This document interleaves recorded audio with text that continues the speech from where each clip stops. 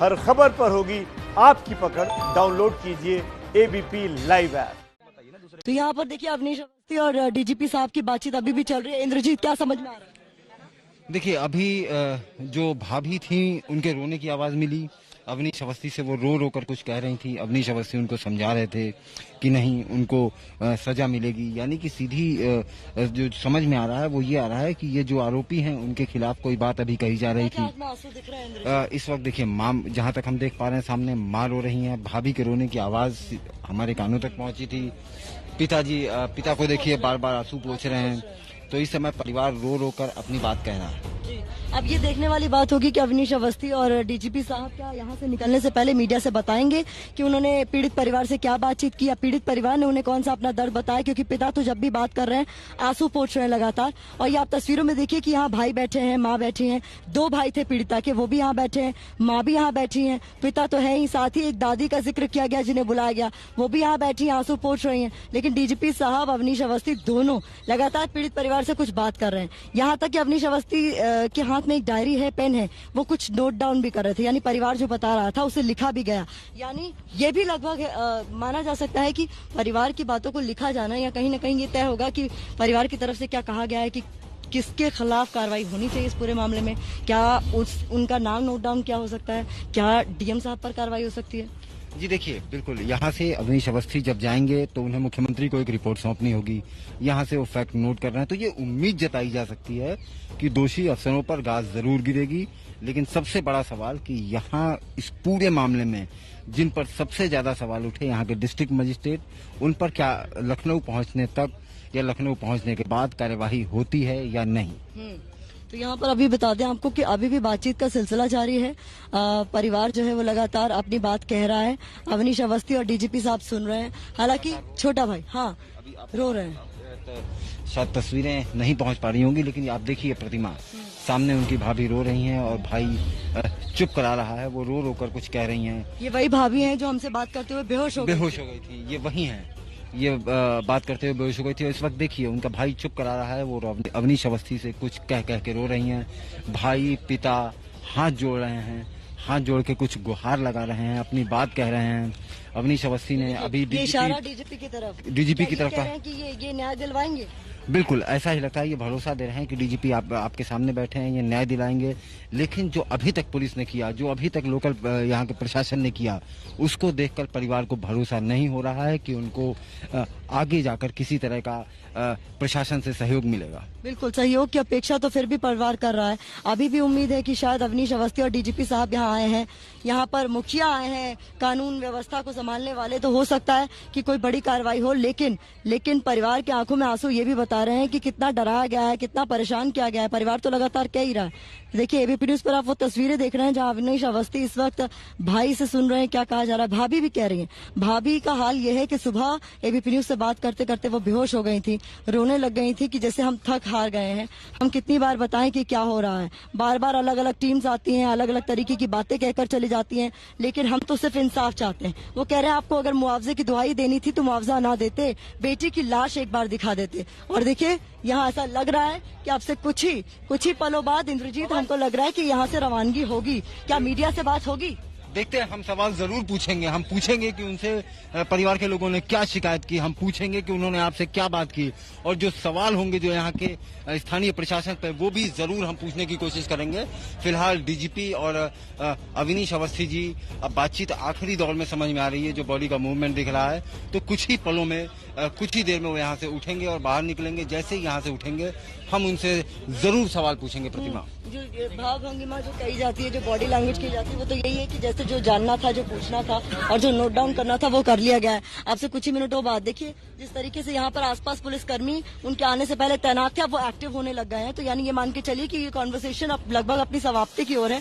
सवाल ये है कि यहाँ से जाने के बाद क्या एक्शन होगा, क्योंकि परिवार लगातार नाम लेके कह रहा है कि किसने इस पूरे मामले में परिवार को डराने, धमकाने, परेशान करने की कोशिश की है।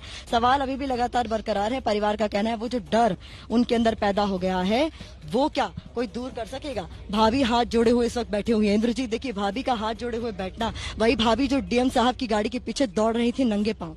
बिल्कुल, और डीएम साहब उन्हें दुत्कार रहे थे।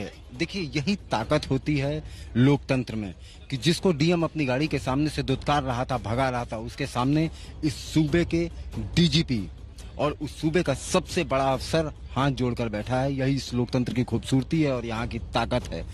अब ये बहुत दिलचस्प होगा कि ये सारे अफसर जब लखनऊ जाते हैं उसके बाद क्या कार्यवाही करते हैं, क्या एक्शन लेते हैं, क्या कदम उठाते हैं, ये देखना बड़ा दिलचस्प होगा। और इसी का इंतजार हम कर रहे हैं, हम उम्मीद भी करेंगे, क्योंकि देखिए एबीपी न्यूज लगातार सवाल उठाता रहा है। अभी भी हम सवाल पूछेंगे। कोशिश हमारी ये है कि अवनीश अवस्थी और डीजीपी जो यहाँ आए हैं बात करें। उठ रहे हैं। तस्वीरों में देखिए अवनीश अवस्थी और डीजीपी साहब की परिवार से मुलाकात खत्म हो गई है और ये अब उठ रहे हैं। अब ये उठ रहे हैं। कोशिश करेंगे हम जानने की क्या अवनीश जी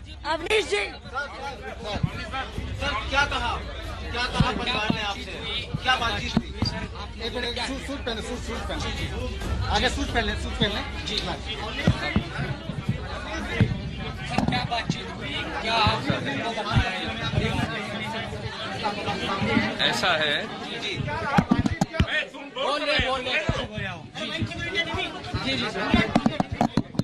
सर बोलिए सर, क्या बातचीत हुई है? अवनीश जी, क्या बात हुई? हम लोग ने परिवार से पूरी बात एक परिवारजन से की है। उन्होंने अपनी बहुत सारी बातें कही हैं हमसे, उनका सभी का हम लोग समाधान निकालेंगे। हमारी एसआईटी की गठन माननीय मुख्यमंत्री जी ने किया है। उसके अधिकारी आकर एक एक चीज को सुनेंगे, आपकी हर चीज का समाधान निकालेंगे। हम अभी पुलिस लाइन जा रहे हैं, प्रेस वहां करेंगे। प्रशासन से शिकायत थी, प्रशासन से बहुत सारी शिकायत थी इन्होंने की, आपसे कहा? आधी रात में अंतिम संस्कार अवनीश जी, बहुत सारी शिकायतें थी प्रशासन से। अवनीश जी, परिवार की बहुत सारी शिकायतें, ये बड़ा सवाल, इस सवाल का जवाब नहीं मिला। अवनीश अवस्थी शायद इस सवाल का जवाब प्रतिमा नहीं देना चाहते थे। ये जरूर कहा कि कुछ देर बाद वो प्रेस कॉन्फ्रेंस करेंगे। पुलिस लाइन अभी फिर, लेकिन ये जरूर कहा, भरोसा दिया। परिवार से भी जानना चाहिए। बिल्कुल, परिवार की तरफ चलते हैं। हाँ,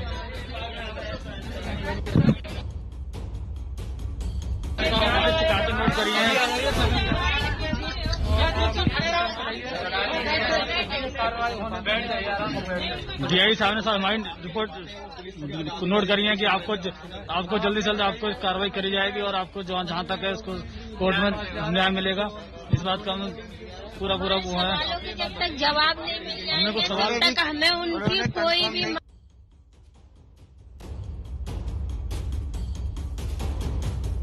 हमारे सवालों के जवाब नहीं मिलेंगे तब तक हमें उनकी कोई भी मांग मंजूर नहीं है।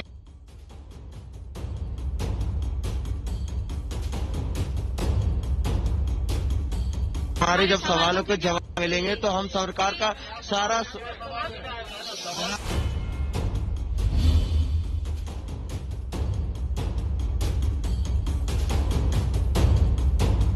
उन्होंने बोला है। मैं तो ये बोलना चाहता हूँ, मैंने उन्हें साफ बता दिया, जैसे कि मैंने उनसे पूछा कि हमें एक फोटो दिखा देते जब वहाँ जला रहे थे कि उनकी बॉडी है तो हम कम से कम घर में श्रद्धांजलि दे दें उनको। तो उन्होंने बोला इसका जल्दी से जल्दी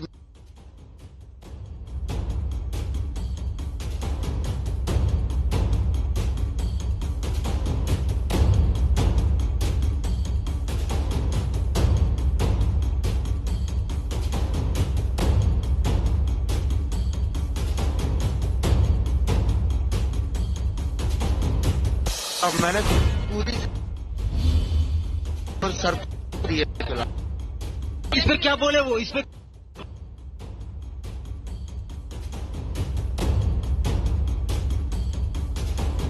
संस्कार किया है तो उन्हें सामने बिठा के हमें ये बता दें कि ऐसी क्या मजबूरी थी जो हमारी नई बात सुनी गई और हमारी मतलब बॉडी को ऐसे पेट्रोल डाल के जला दिया गया। उनकी ओर से क्या भरोसा दिया गया? उन्होंने सिर्फ यही बोला कि वक्त को पीछे नहीं ला सकते हैं और जहाँ तक है आपको एसआईटी टीम वाले साथ देंगे आपका और जवाब भी आपको वही देंगे। तो मैंने बोल दिया डीएम साहब से एक बार जरूर बात करें आप, उन्होंने ऐसा क्यों किया।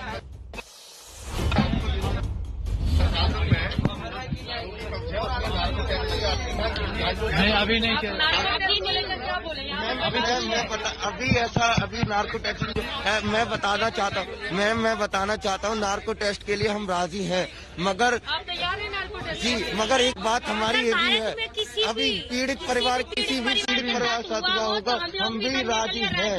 अच्छा किसी और पीड़ित परिवार के साथ हुआ तभी, अदरवाइज आप लोग नहीं। ऐसे मैम हम दिल से सच बोले हैं, गरीब बेशक है मगर हमने हमेशा सच बोला है, ऐसा झूठ नहीं बोला है, आप लोगों को बता दूं मैं। तो अब आप लोग क्या चाहते हैं? अधिकारी ने क्या आश्वासन दिया, आगे आप लोग क्या चाहते हैं? मैम कार्रवाई उन्होंने यही बोला, कार्रवाई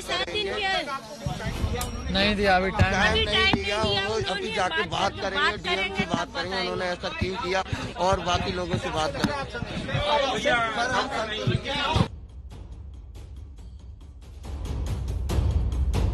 क्या बात की परिवार कह रहा है कि डीजीपी से उन्होंने शिकायत की इस बात की कि डीएम का रवैया बेहद खराब रहा है, उन्होंने बरगलाया, उन्होंने जो हमें धमकाया। हमने उनसे पूछा कि जब आप ये शिकायत उनसे कर रहे थे तो डीजीपी साहब और अवनीश अवस्थी जी ने आपसे क्या कहा, तो उन्होंने कहा कि हम जब अपनी बात हमने उनसे कही तो उन्होंने हमें आश्वासन दिया कि हम बात करेंगे, दोषियों के खिलाफ कार्यवाही करेंगे। तो एक संकेत जरूर ये दे रहे हैं कि यहाँ से जब वो लखनऊ पहुँचेंगे तो जरूर कोई कार्यवाही होगी। दूसरा ये कह रहे थे कि डीएम के खिलाफ होगी क्या, बड़ा सवाल ये है। जिला अधिकारी, हाँ जिला अधिकारी सबसे ज्यादा महत्वपूर्ण है, वही है जो वो 1 पॉइंट कांटेक्ट पर्सन था ना। जिला अधिकारी के खिलाफ कोई कार्रवाई होगी कि नहीं होगी, ये बड़ा सवाल है। मैं वहाँ चलती हूँ, कोई बात नहीं। देखिए यही मैंने उनके भाई से साफ पूछा कि आपने डीजीपी साहब से कौन कौन से अपने मुद्दे उठाए। भाई ने कहा कि हमने शिकायत की, हमारे कुछ सवाल थे जो हमने उनके सामने रखे। हमने उनसे पूछा कि आखिर वो क्या सवाल थे। उन्होंने कहा हमारे सवाल थे कि हमारी बिटिया को, यही सारी चीजें इनके पॉइंट्स लिख रहे थे कि हमारी बिटिया को रात में क्यों जलाया गया। भाई ने हमें कैमरे पे बताया कि हमने ये कहा, हमने कहा कि हमें बताया जाए कि आखिर क्या वजह थी। एक फोटो खींच लेते, हमें दिखा देते ताकि हम श्रद्धांजलि देते आज यहाँ। डीएम के रवैये पे उन्होंने सवाल उठाए, अधिकारियों के रवैये पे सवाल उठाए। नहीं, पर क्या संतुष्ट है परिवार? बड़ा सवाल तो ये है, क्या परिवार संतुष्ट है? प्रतिमा, देखिए ये लगता नहीं है, परिवार बार बार यही कह रहा है। संतुष्ट तो तब माना जाएगा परिवार पर जब तक कोई कार्रवाई नहीं होती, कोई एक्शन नहीं होता। नाम लिया जा रहा है बार बार, परिवार तो खुलकर कह रहा है डीएम डीएम डीएम, तो डीएम पर कार्रवाई क्यों नहीं? सिर्फ 7 पुलिसकर्मियों को सस्पेंड करके आपने कोई संदेश नहीं दिया है। अगर आज आकर आप एक डायरी में नोट करके लेकर गए हैं तो एक नजीर पेश कीजिए कि हम सुनते हैं और फिर हम कार्रवाई भी करते हैं। अंजलि ये बताइए कि ये डायरी पे इतना नोट हो गया, आपको लगता है कि जब गाड़ियां लखनऊ पहुंचेंगी उसके बाद 2-3 घंटे में ये लोग कुछ करेंगे? मुझे नहीं पता इंद्रजीत जी, जैसा यहाँ पर रवैया है। हालांकि परिवार को देखा कैसे एक एक उनके पिता जो है ना ऐसे मार्क दिखा रहे थे गले पे, आंखों के नीचे यूं उंगलियों से इशारा कर रहे थे, बता रहे थे कि बेटी को कहाँ कहाँ चोट लगी है। हम उम्मीद करते हैं कि वो जो डायरी में जो लिखा है, जब लखनऊ गाड़ी रुकेगी जाकर वहाँ पर जब इन्फॉर्मेशन दी जाएगी तो वो डायरी खुलेगी और उसके पन्ने भी पलटे जाएंगे और उन पर कार्रवाई भी होगी। और कार्रवाई प्रशासन के उन लोगों के खिलाफ होगी जिन्होंने बेटी के साथ इस तरह का सलूक किया और उसकी चिता को जिस तरह से अग्नि दी गई वो तो हम सभी ने देखा। डीएम का नाम लिया जा रहा है परिवार की तरफ से कि डीएम पर साफ सगाया। कुमकुम ये बताइए कि डीएम साहब की सारी कारगुजारी परिवार ने डीजीपी साहब और अवनीश अवस्थी को बता दी। अब क्या लगता है इंद्रजीत, जितना हम उत्तर प्रदेश की पॉलिटिक्स को पिछले 15-20 साल से समझ रहे हैं, देखिए प्रोसीजर यही होता है। लखनऊ का सबसे बड़ा अधिकारी आया और सबसे बड़ी बात, 2 बातें, 2 जीत। ये एबीपी न्यूज की जीत है, ये प्रतिमा मिश्रा की जीत है, ये अंजलि की जीत है, जिन्होंने लखनऊ के सबसे बड़ी अधिकारी को जमीन पर बैठाने पर मजबूर कर दिया। ये हमारी जीत है, ये हमारी पत्रकारिता निर्भीकता है, हमारी निष्पक्षता है। दूसरी बात, यही प्रोसीजर होता है इंद्रजीत। अब आप भी जानते हैं, हम भी जानते हैं कि प्रशासनिक अधिकारी कैसे काम करते हैं। अब ये जाएंगे लखनऊ, फिर कहा जाएगा कि हमने ब्रीफिंग दी, फिर एक फाइल तैयार होगी और जितना मुझे लगता है आज शाम तक एबीपी न्यूज का खबर का दूसरा असर, पहला असर अभी हुआ, हमने मीडिया को इजाजत दिलवाई, हमने परिवार से बात की, शाम तक मुझे लगता है कार्रवाई तय है। मैं आपको एक बात बताऊं, मुझे क्या लग रहा है, और मुझे लगता है हम सब इस बात से अग्री करेंगे। ये बात होनी तो बंद कमरे में थी, ये इन लोगों की पूरी प्लानिंग थी कि ये दोनों आएंगे बड़े अधिकारी, ये बंद कमरे में इन लोगों से बात करेंगे, इनको समझाएंगे बुझाएंगे, जैसे डीएम ने समझाया।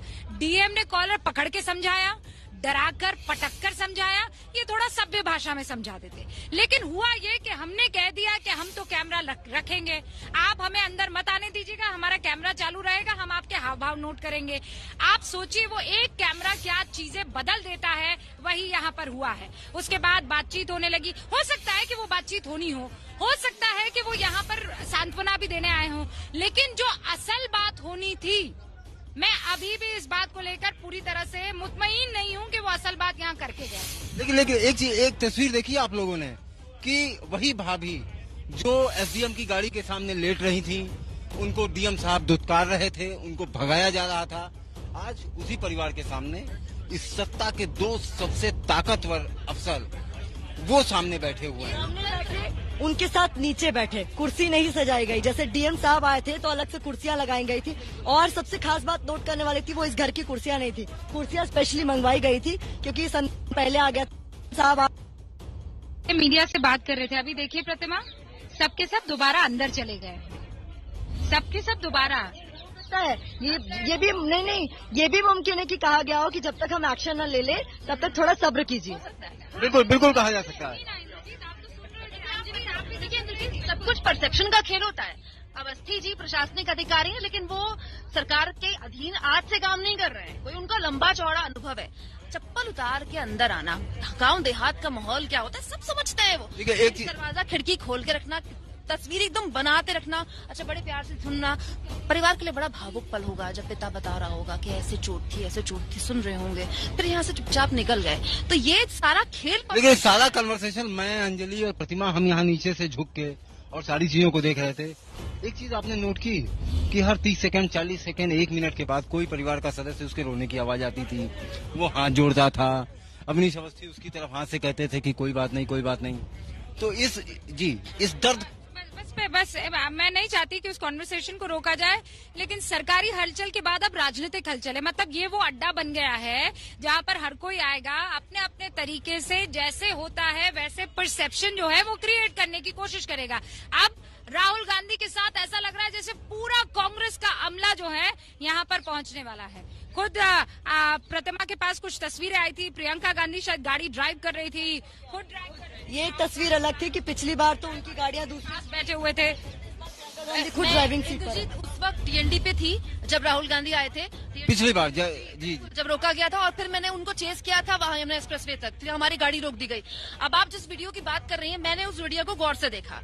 अब देखिए राजनीतिक संवेदनहीनता, प्रियंका गांधी ड्राइव कर रही है, बहुत अच्छी बात है, राहुल गांधी बगल में बैठे, बहुत अच्छी बात है।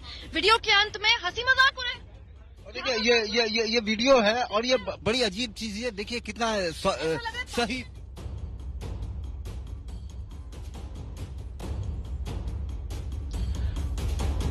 रूबिका आप प्रतिमा, अंजलि, आप सब लोग जो चर्चा कर रहे हैं ना, परसेप्शन, जी हाँ, जो प्रियंका गांधी की तस्वीर है वो भी परसेप्शन है, और एक दूसरी तस्वीर है कि किस तरीके से इस वक्त जो नेता चल रहे हैं वो अपने साथ में कार्यकर्ताओं के साथ में चल रहे हैं। राहुल गांधी की वो गाड़ी जिसमें राहुल बैठे हैं, प्रियंका बैठे हैं, ठीक हमारी इस गाड़ी के आगे है। ये उनके साथ में एक जैमर की गाड़ी चल रही है, इसके आगे जो प्रियंका गांधी उस गाड़ी को ड्राइव कर रही हैं। लेकिन आप लोग जो चर्चा कर रहे थे ना कि आप जो है पहले वहां पर जो है जो प्रशासनिक खेल हुआ या तस्वीरें पेश की गई, तो अब ये एक राजनीतिक तस्वीर है, और ये सब क्या दिखाने की कोशिश है, एक परसेप्शन बिल्ड करने की कोशिश है।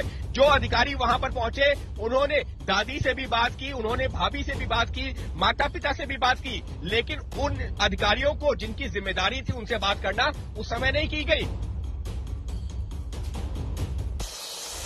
ग्राउंड जीरो पर मौजूद रहा, उसके बाद में उनकी नींद, परिवार की इस नाराजगी को कम किया जा सकता था। मिले दूसरी तस्वीर, ये आपको डीएनडी कैसे दिख रही है। डीएनडी यानी जो दिल्ली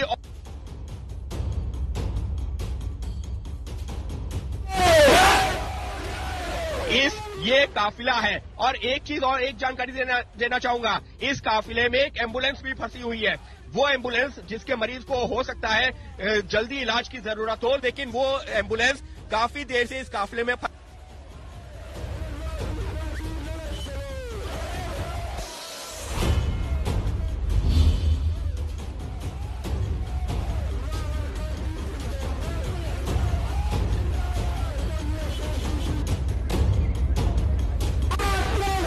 देखिए, इस समय कोतवाली चंदपा के सामने हम खड़े हैं, जहां उत्तर प्रदेश के डीजीपी मौजूद हैं।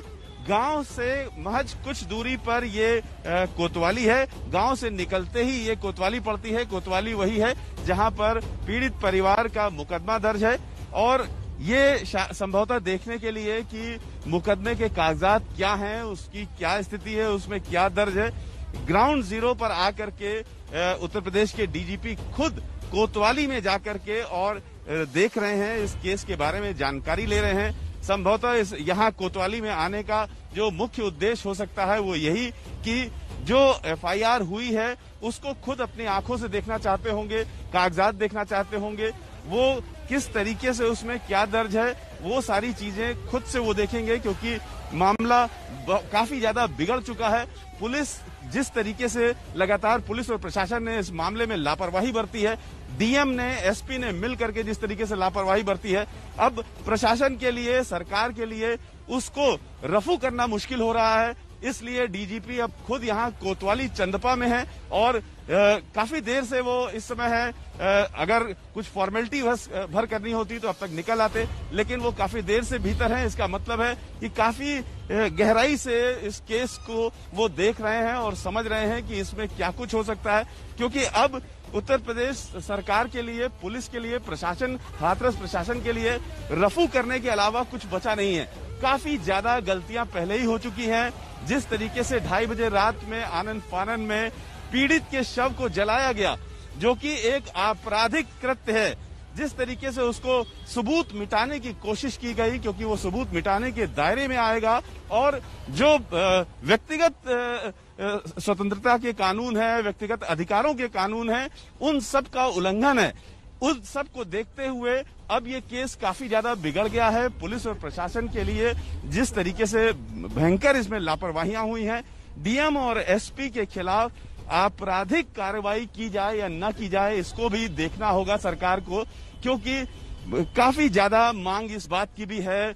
आम लोग भी इस बात को कह रहे हैं, एबीपी न्यूज भी लगातार कह रहा है और डंके की चोट पे कह रहा है कि एक आपराधिक लापरवाही पुलिस प्रशासन की ओर से हुई है। यही लापरवाही आज उत्तर प्रदेश के डीजीपी के लिए एक सरदर्द बन गया है। अब ये जो मामला है, ये ऊपर के लोग जो लगातार पुलिस कल से कह रही थी कि ऊपर के लोगों का जो आदेश है वो हम पालन कर रहे हैं, तो वो ऊपर के लोग कौन थे? क्या डीजीपी के आदेश से ये सब हुआ था या व्यक्तिगत स्तर पर निर्णय लिए गए थे? ये सारी चीजें देखने की होंगी। डीजीपी खुद इस मामले को देख रहे हैं। जिस तरीके से पीड़िता के शव को जलाया गया, उसमें कौन कौन इन्वॉल्व था, वो उसका जो कौन आंसरेबल है उसके लिए, इसका उत्तरदायित्व कौन लेगा, ये सारी चीजें डिसाइड करनी होंगी उत्तर प्रदेश सरकार को भी, उत्तर प्रदेश के डीजीपी को भी, और उत्तर प्रदेश सरकार के नुमाइंदे के रूप में ही इस समय यहाँ पर अवनीश अवस्थी आए हैं और हितेश चंद्र अवस्थी आए हैं और इस पूरे मामले को गहराई से छानबीन कर रहे हैं। चंदपा कोतवाली जहाँ पर मामले का बेसिक मुकदमा दर्ज है, वहाँ पर काफी देर से डीजीपी मौजूद हैं, यानी जितनी देर उन्होंने घर पर बात की, लगभग उतनी ही देर चंदपा कोतवाली में भी वो मौजूद हैं, उतनी ही देर से ये मौजूद हैं। क्या कुछ देख रहे हैं? मामला बेहद गंभीर है, सिरदर्द बन गया है प्रशासन के लिए, पुलिस के लिए, सरकार के लिए, क्योंकि गलतियां पुलिस, प्रशासन और सरकार की ओर से हुई हैं। अगर सरकार भी इसमें सही समय पर जाग जाती तो शायद पीड़ित के साथ इतना अन्याय नहीं होता, अपमान नहीं होता। घर का जो अपमान हुआ है, पीड़ित परिवार को के घर का जो अपमान हुआ है वो भी है, जो अन्याय हुआ है वो भी है।